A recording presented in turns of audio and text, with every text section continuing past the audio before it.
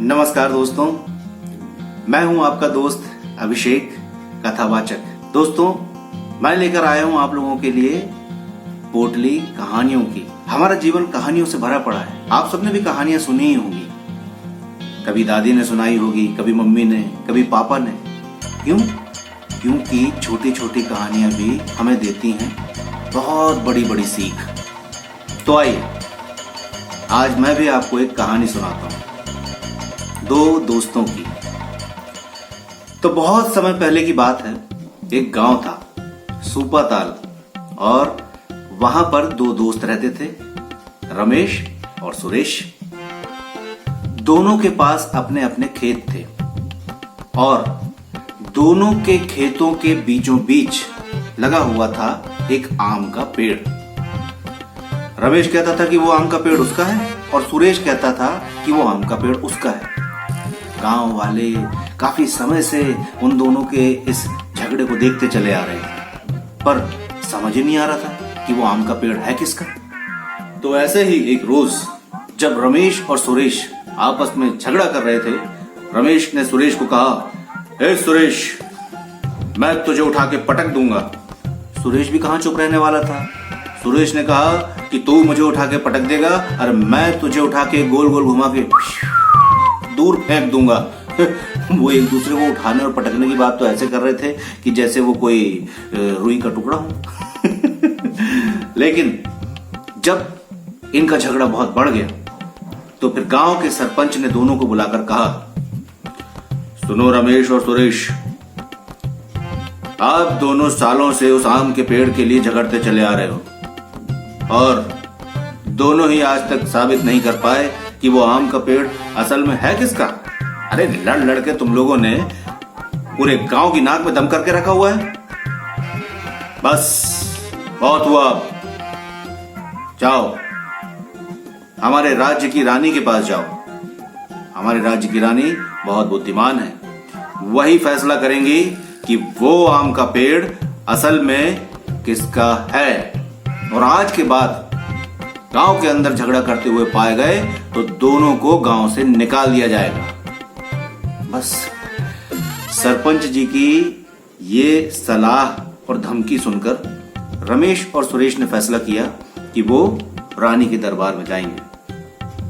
फिर क्या था, अगले दिन दोनों के दोनों पहुंच गए राज्य की रानी के दरबार में। चारों तरफ आवाज गूंज उठी, रानी चंद्रावती की जय हो, रानी चंद्रावती की जय हो। रानी आई और अपने आसन पर विराजमान हुई।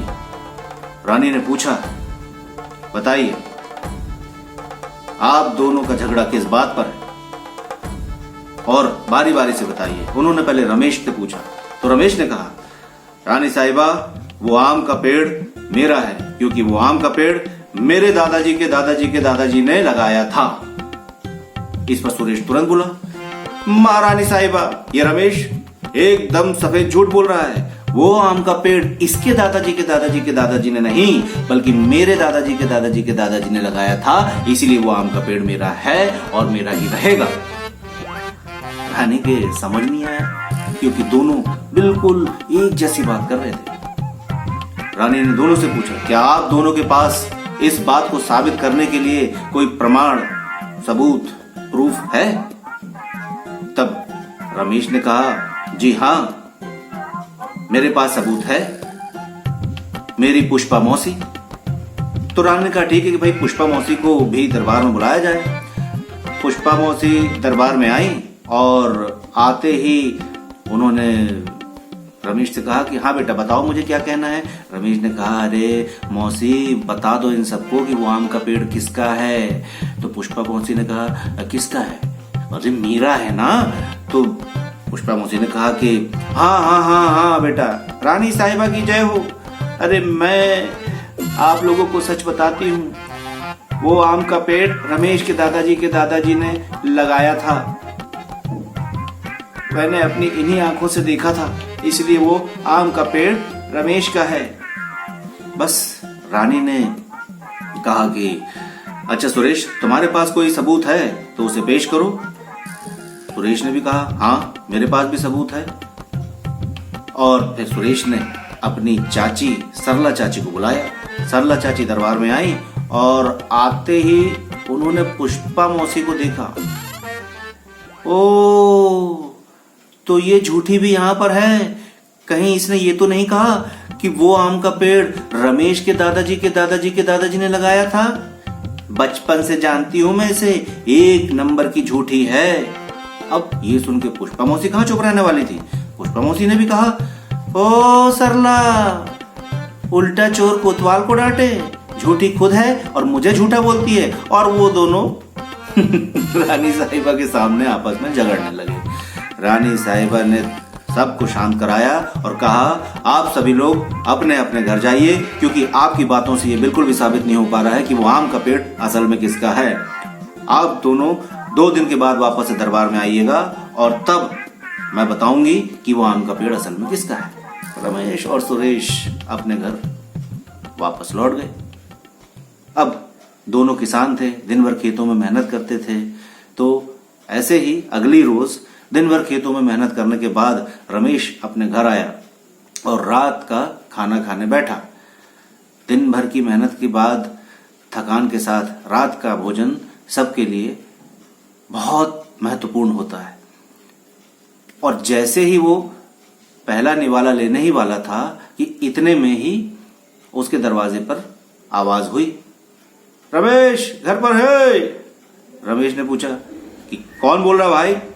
बोले, अरे मैं एक राहगीर हूं, मैंने देखा अभी अभी कि तुम्हारे आम के पेड़ को कुछ चोर काट रहे हैं और उससे आम भी चुरा कर लेकर जा रहे हैं, जाओ देखो उसको।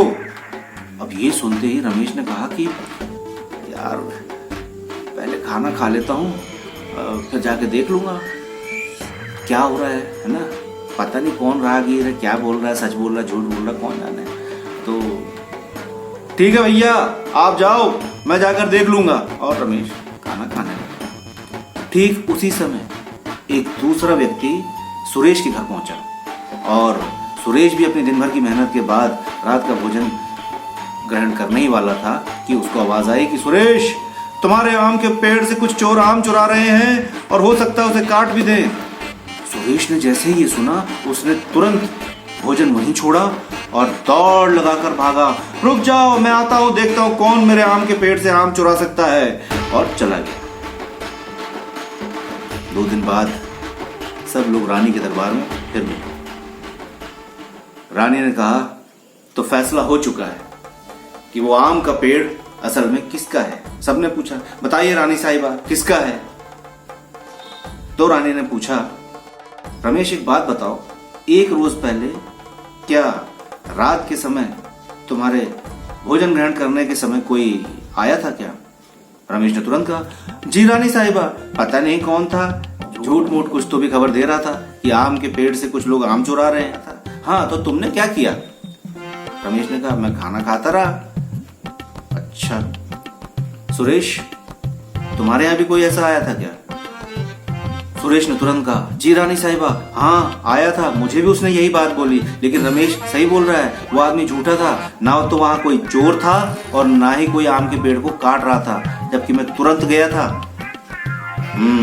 सब इस बात को सुनते ही रानी ने कहा, तो लो फैसला हो गया।